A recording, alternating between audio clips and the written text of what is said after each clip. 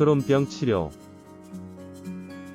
염증성 장질환은 나이 많은 성인에게 주로 발생할 것이라 생각하지만 의외로 소아와 청소년에게도 자주 나타나는 질환입니다.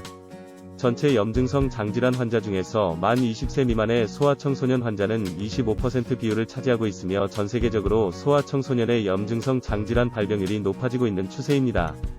이번 시간에는 이와 관련된 크론병 치료 이야기를 해볼까 합니다. 크론병은 입부터 항문에 이르는 의장관 전체에서 염증이 발생하는 질환입니다. 이뿐만 아니라 증상의 호전과 재발을 반복하는 만성 난치성 염증성 질환이기도 한데요. 소장, 대장 부위를 비롯하여 의장관 전반에 걸쳐 염증이 나타나며 염증 정도와 발병 부위에 따라 각기 다른 증상을 일으키게 됩니다.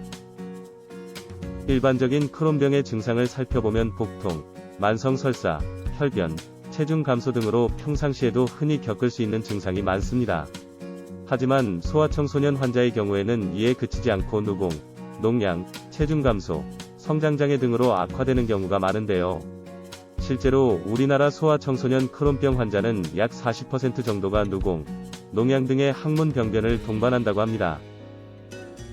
크론병 환자는 의장관에 생긴 염증으로 인해 음식물의 흡수가 어려워지거나 장외로 소실되는 경우가 많습니다.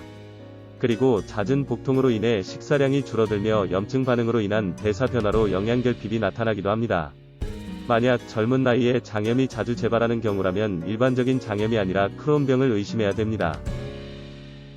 크론병과 유사한 질환으로 감염성 장염, 약제에 의한 장염, 음식 알레르기, 궤양성 대장염, 잔결핵, 베체트 장염 등으로 매우 다양하기 때문에 정확한 크론병 진단을 위해서는 자세한 검사를 받는 것이 좋습니다.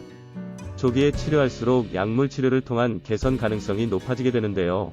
점차 악화될수록 섬유화, 협착 같은 합병증이 생길 수 있어 빠르게 관리하는 것이 좋습니다. 그렇다면 크론병에 좋은 음식 어떤 것을 섭취하면 좋을까요? 우선 소화 능력이 떨어지는 크론병 환자는 저지방 식단으로 관리해야 됩니다. 기름기가 많은 음식 섭취는 피하고 장 점막을 자극하여 설사를 일으키는 찬 음식도 섭취하지 않아야 됩니다. 반면 영양결핍으로 나빠지지 않도록 다양한 영양소를 함유한 채소, 과일 등을 챙기도록 하세요. 노란 인도의 약초 강황은 염증 완화에 효과적입니다. 생강목에 속하는 다년생 식물인 강황은 오랜 기간 동안 염증을 완화시키는 약초 및 향신료로 널리 사용되어 왔습니다. 특히 강황 속 커큐민 성분은 항염증 효과가 높고 장출혈을 억제하여 크론병 환자에게 도움이 될 수 있습니다. 이 밖에도 간의 독소를 제거하고 알츠하이머와 같은 뇌기능 관련 질환 예방에 유익한 음식이기도 합니다.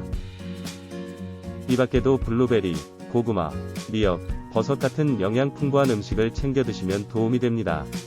이 중에서 버섯에 들어있는 베타글루칸 성분은 뛰어난 항염작용으로 염증성 질환 증상을 완화해주고 면역력 증진 및 항암작용에 긍정적인 효과를 나타냅니다.